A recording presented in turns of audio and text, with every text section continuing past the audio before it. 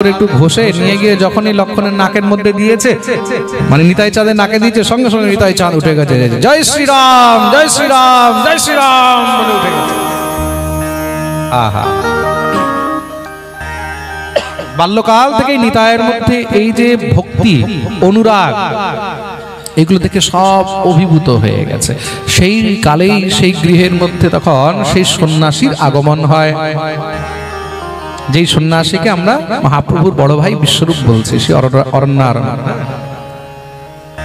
শঙ্করারণ্য। তা সেই শঙ্করারণ্য রূপী সন্ন্যাসী সেখানে এসে তখন হাড়াই পণ্ডিতের গৃহের মধ্যে ভিক্ষা করেন। সন্ন্যাসী কি করে ভিক্ষা করে, তো ভিক্ষা অর্জন করলেন খুব সুন্দর করে, তাকে ভোজন প্রসাদ ইত্যাদি পাইয়েছেন, ঘরে বিশ্রামের ব্যবস্থা করলেন। নিতাই চাঁদকে যখন পাশে পেয়েছে মনে হলো বোধহয় নিজেকে পেয়েছে। আসলে বিশ্বরূপকে, বিশ্বরূপ হলেন স্বয়ং অনন্তের অংশ, আর নিত্যানন্দ তিনি স্বয়ং অনন্তদেব। তা আকর্ষণ হয়ে গেল, সংকর্ষণ না, তো সংকর্ষণ একের প্রতি আরেকের আকর্ষণ হয়ে গেল। নিতাই চাঁদ দিনভর শুধু সেই সন্ন্যাসীর সেবার মধ্যে লেগে রয়েছেন। সেই সন্ন্যাসী তখন হাড়াই পণ্ডিতকে বললেন, পণ্ডিত মশাই আপনার কাছে আমার একটি ভিক্ষা আরো চাওয়ার আছে। হাড়াই পণ্ডিত বললেন, কি চাই? বলে, যা চাইবো দেবেন তো? ঠিক আছে, যদি দেওয়ার সামর্থ্য নিশ্চয়ই দেবো। বলে, তোমার এই যে পুত্ররত্ন আছে, এই নিতাই, এই নিত্যানন্দকে আমায় দিয়ে দাও। যখনই বলেছে নিতাইকে দিয়ে দাও, সঙ্গে সঙ্গে শুনেই হাড়াই পণ্ডিতের মনে হলো বোধহয় হৃদয় ফেটে যাবে। কি চাইলো এ? নিতাই তো হাড়াই পণ্ডিতের হৃদয়, হৃদয়ের অংশ, তাকে যদি চেয়ে নেয় কি করে দেবে? যেই অবস্থা পিতা দশরথের হয়েছিল বিশ্বামিত্র যখন রাম আর লক্ষ্মণকে চাইতে এসেছেন, আজ সেই অবস্থা এখানে হাড়াই পণ্ডিতের হয়েছেন। বিরহ সন্তাপে পড়ে গেলেন, কি করে দেব? আমার ছোট বাচ্চা, ছোট শিশু, তাকে আমি কি করে দেবো? এখন মাত্র 12 বৎসর বয়স। সন্ন্যাসী বললেন, দেখো তোমার এই পুত্র কিন্তু এইখানে থাকার জন্য নয়, আমি তাকে সমস্ত সংসার দর্শন করাতে চাই, আমি তাকে সমস্ত তীর্থ দর্শন করাতে চাই। তীর্থ দর্শনের মধ্যে সঙ্গে যদি একটি ব্রাহ্মণ বাচ্চা থাকে তাহলে আমার খুব সুবিধা হয়, তুমি যদি কৃপা করে সন্তান দাও। হাড়াই পণ্ডিত বললেন, দেখো নিতাই যদি যেতে চায় তাহলে আপনি নিয়ে যান। সন্ন্যাসী জিজ্ঞাসা করলেন নিতাইকে সামনে, নিতাই তুমি আমার সঙ্গে যাবে? নিতাই সঙ্গে সঙ্গে দৌড়ে গিয়ে বিশ্বরূপকে জড়িয়ে ধরেছেন, বলে, হ্যাঁ আমি সঙ্গে যাব। বাস, কাজ হয়ে গেল।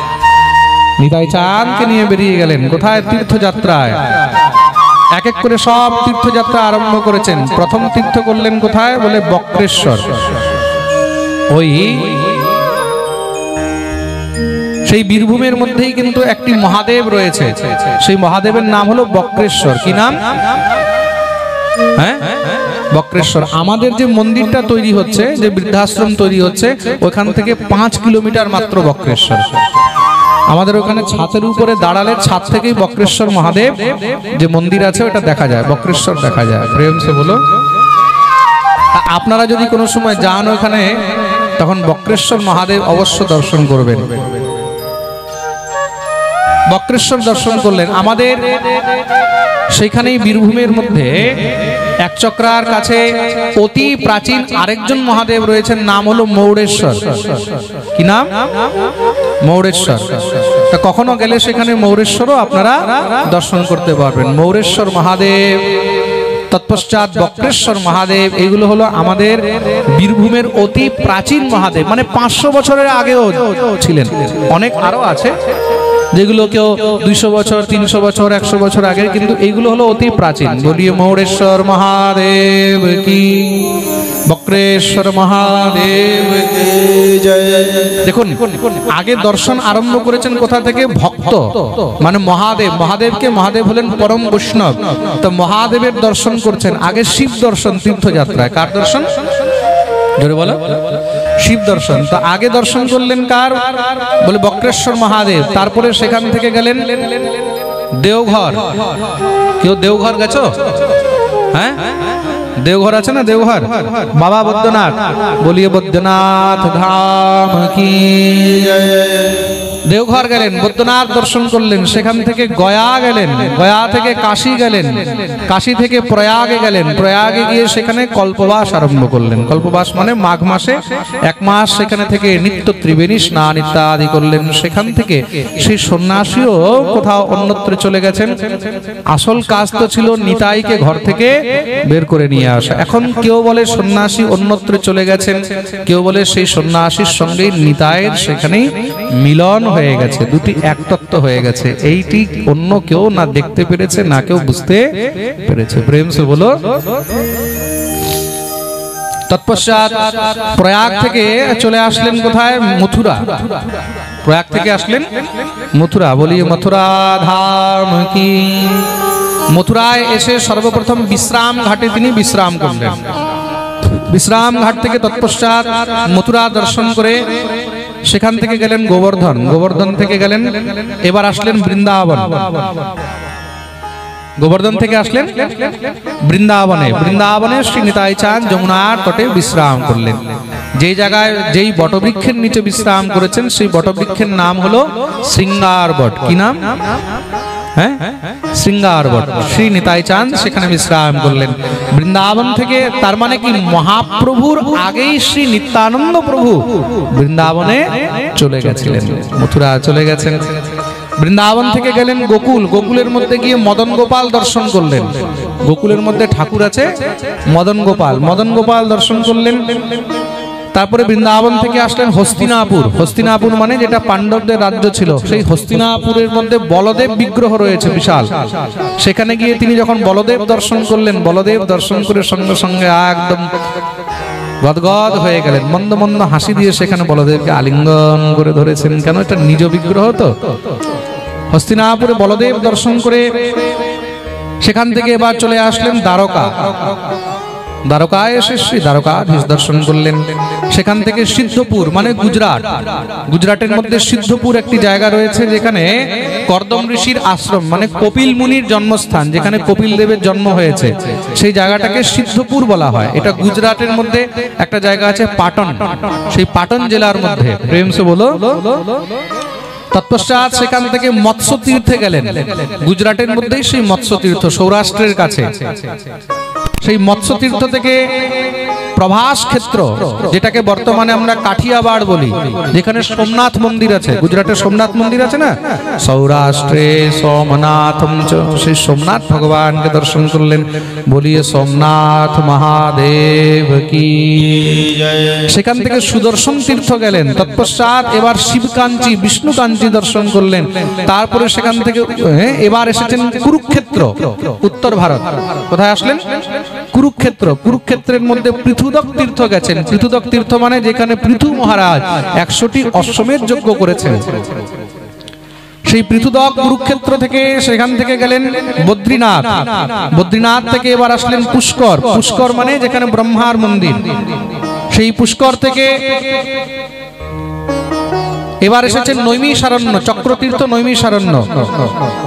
সেই নৈমিষারণ্য যেখানে 88,000 ঋষি বসেছিলেন, শ্রী সুতজি মহারাজ ভাগবত শ্রবণ করিয়েছিলেন।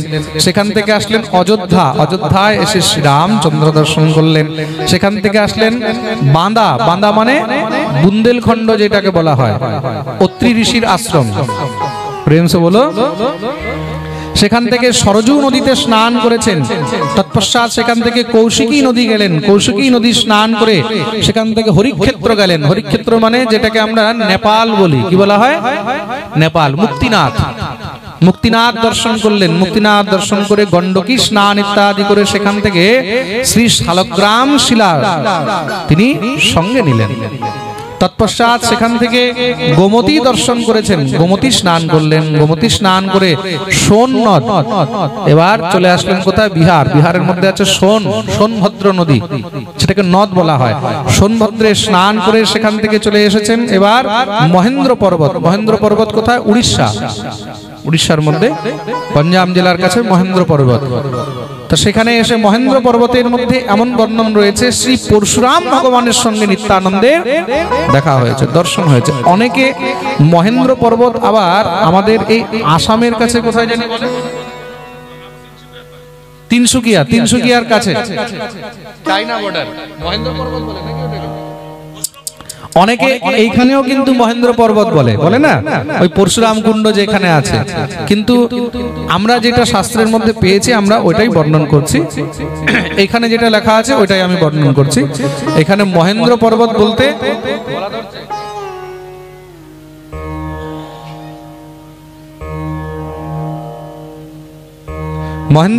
বলতে এখানে উড়িষ্যার মধ্যে যে মহেন্দ্র পর্বত সেটা বলা হয়েছে।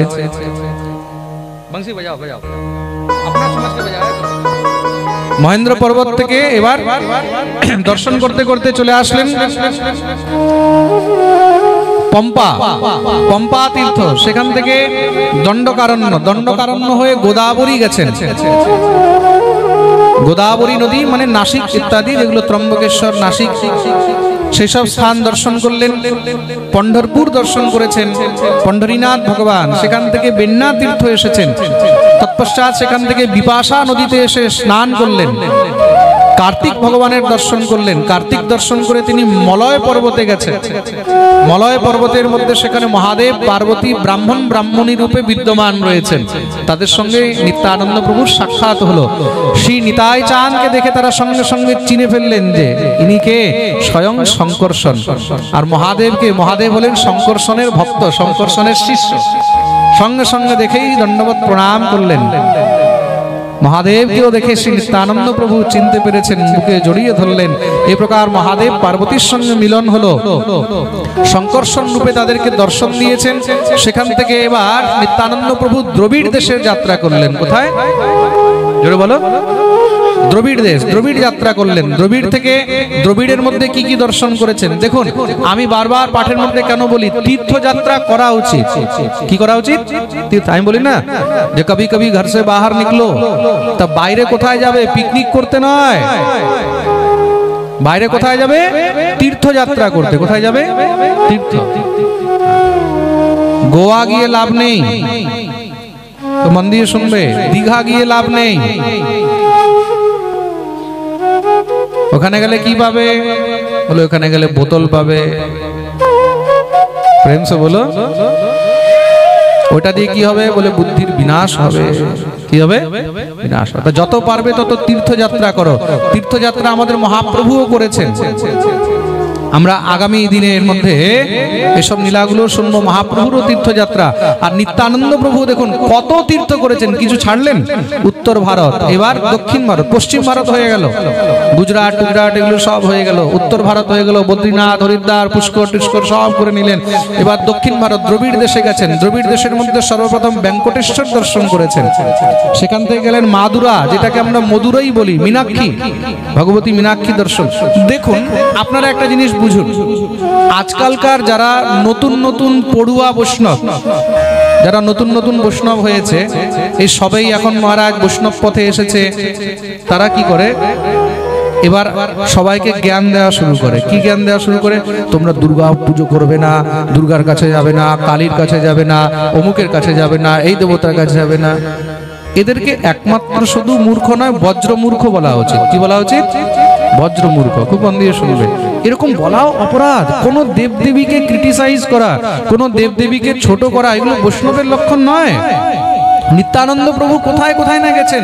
কার্তিক দর্শন করেছেন। ভাই কার্তিক দর্শন করার কি মানে? কার্তিক দর্শন করলে যদি পাপ হয়, কার্তিককে মহাদেবের কে? জোরে বলো। পুত্র তো।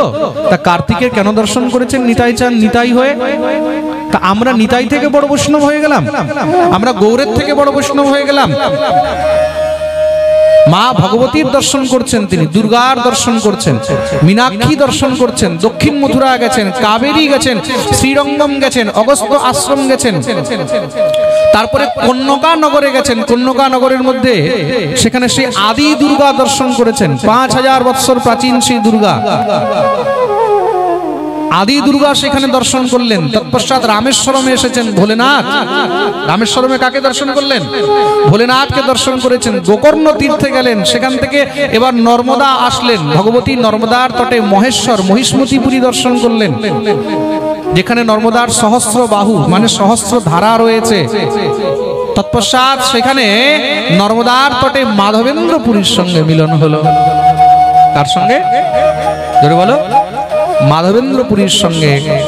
আর মাধবেন্দ্র পুরীর সঙ্গে যখন মিলন হয়েছে, শ্রী মাধবেন্দ্র পুরী নিতাই চাঁদকে দেখে একদম মুগ্ধ হয়ে গেলেন। কেন? তাদের মধ্যে তো জন্ম জন্মান্তরের সম্বন্ধ রয়েছে। প্রেম সে বলো। শ্রী নিতাই চাঁদের সঙ্গে মাধবেন্দ্র পুরীর দিব্য মহারাজ ভগবত চর্চা সৎসঙ্গ ইত্যাদি হয়। নিতাই চাঁদ বসে বসে শোনেন মাধবেন্দ্র পুরী নিত্য ভগবত চর্চা নিতাই চাঁদকে শোনান। দিব্য সেই আকর্ষণের ফলস্বরূপ শ্রী নিতাই চাঁদ মাধবেন্দ্র পুরীকে গুরু রূপে বরণ করলেন। কি রূপে? গুরু। গুরু দীক্ষা হলো। নিতাই চাঁদকে দীক্ষা দিলেন। কি দিলেন? দীক্ষা দিলেন। এইবার নিতাই চাঁদ একদম ঠিক লাইনে এসেছেন, ঠিক রুটে এসেছেন। এতদিন পর্যন্ত ঘুরছিলেন, এতদিন পর্যন্ত ঘুরছিলেন। মাধবেন্দ্র পুরী দীক্ষা দিলেন। কি দীক্ষা দিলেন? কৃষ্ণ মন্ত্রে দীক্ষা দিলেন। কোন মন্ত্রে? জোরে বলো। কৃষ্ণ মন্ত্রে দীক্ষা দিলেন। তো গুরুদেবকে পেয়ে গুরুর কথা স্মরণ হলো। কোন? বলে পূর্বজন্মে যে গুরু বানিয়েছিলাম। কাকে? সান্দীপনী মুনিকে। কৃষ্ণ আর বলদেবের আগে গুরু কে ছিলেন? সান্দীপনী মুনি। সান্দীপনী মুনির আশ্রম কোথায়? বলে অবন্তিকা, উজ্জয়িনী। তা উজ্জয়িনীতে গিয়ে সান্দীপনীর মুনি আশ্রমে সেখানে প্রণাম করলেন, মহাকালেশ্বর দর্শন করলেন, মঙ্গলনাথ দর্শন করলেন, ভগবতী হরসিদ্ধিকে দর্শন করলেন। তৎপশ্চাৎ সেখান থেকে উজ্জয়িনী থেকে এবার ফিরে আসলেন কোথায়? জগন্নাথপুরী। কোথায় এসেছেন? জগন্নাথ। জগন্নাথপুরীতে এসে শ্রী জগন্নাথ দেবকে দর্শন করে কিছুদিন জগন্নাথে থেকে যখন আর মন মানছে না, কেন? কৃষ্ণ মন্ত্র পেয়ে গেছে, তো এখন বৃন্দাবন ছাড়া আর কিছু ভালো লাগছে। শ্রী নিতাই চাঁদ সেখান থেকে এবার হরিনাম প্রচার করতে করতে, কৃষ্ণ নাম প্রচার করতে করতে সিধাম বৃন্দাবন গিয়ে উপস্থিত হলেন। আর দীর্ঘদিন তিনি বৃন্দাবনে নিবাস করলেন। আর পরবর্তীকালে সেই নিতাই চাঁদ গৌরের আদেশ পেয়ে, মহাপ্রভুর আদেশ পেয়ে সমস্ত জগৎকে হরিনাম দিয়ে মাতিয়ে দিলেন। প্রেম সে বলো। এমন শ্রী নিতাই চাঁদের শ্রী চরণে আমরা সবাই বন্দন করি, যেই হরিনাম দিয়ে তিনি একাই সমস্ত জগৎকে মাতিয়ে দিলেন।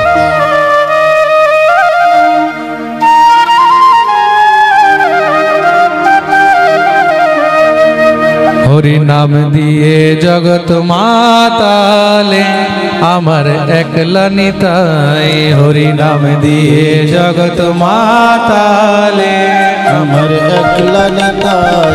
হরি নাম দিয়ে জগৎ মাতালে আমার একলা নিতাই। হরি নাম দিয়ে জগৎ মাতালে আমার একলা নিতাই।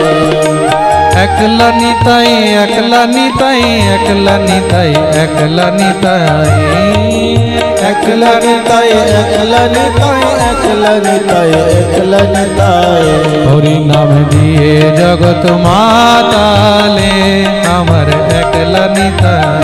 হরি নাম দিয়ে জগৎ মাতালে আমার একলা নিতাই।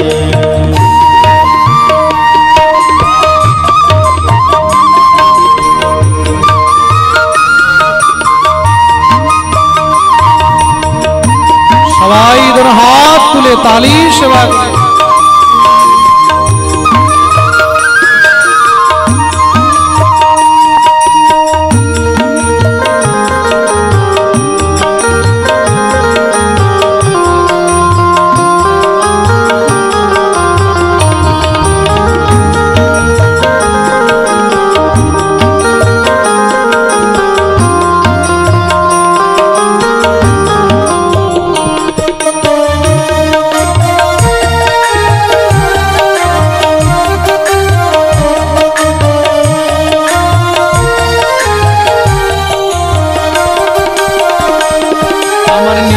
যদি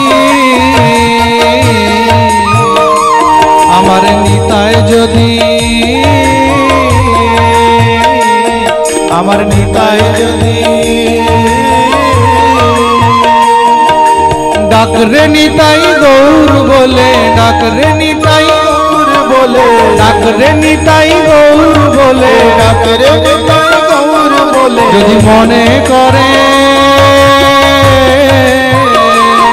যদি মনে করে গৌর দিলে দিতে, ও যদি মনে করে, ও যদি মনে করে ও নিতাই দিতে গেলে দিতে পারে, একলা নিতাই ও নিতাই গৌর দিলে দিতে পারে, একলা নিতাই হরি নাম দিয়ে জগৎ মাতালে, আমার একলা নিতাই হরি নাম দিয়ে জগৎ মাতালে, আমার একলা নিতাই।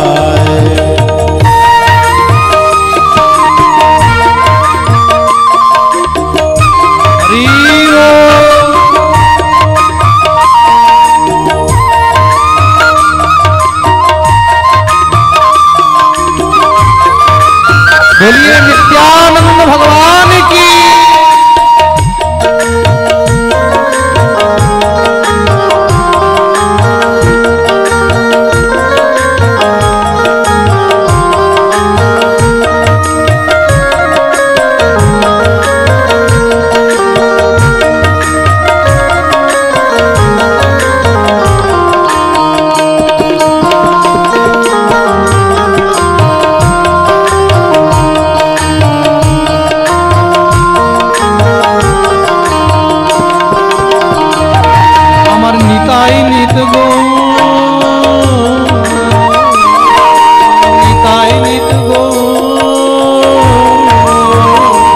আমার নিতাই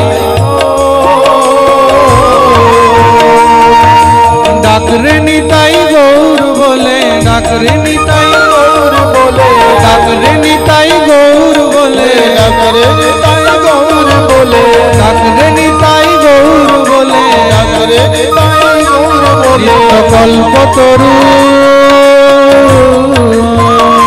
নিত্য কল্প তরু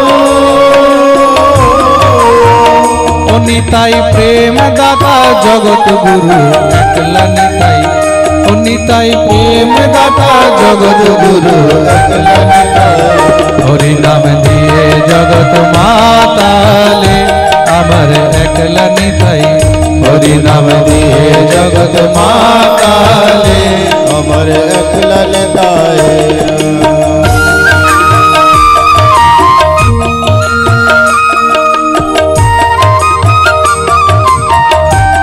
নিতাই চাঁদ কি সবাই যেন হাত করে করে তালি সেবা করে।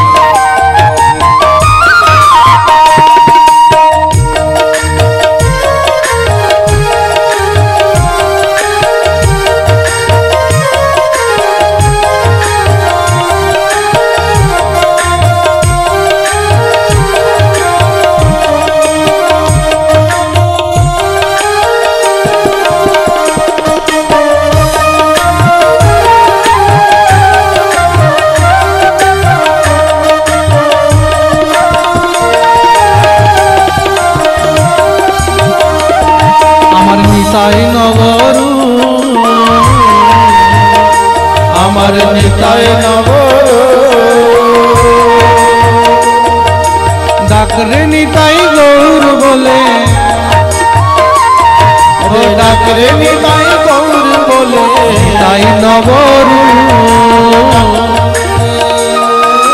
নিতাই নবরু আরে ডাকরে নিতাই গৌর বলে, ডাকরে নিতাই গৌর বলে, ডাকরে নিতাই গৌর বলে, ডাকরে নিতাই গৌর বলে। নবরাস বিহারী নবরাস বিহারী ও নবরাস বিহারী নবরাস বিহারী নিতাই খেনেক পুরুষ খেনেক নারী, একলা নিতাই ও নিতাই খেনেক পুরুষ খেনেক নারী, একলা নিতাই হরি নাম দিয়ে জগৎ মাতালে, আমার একলা নিতাই হরি নাম দিয়ে জগৎ মাতা সবাই মিলে গাইবে হরি নাম দিয়ে জগৎ মাতালে আমার একলা নিতাই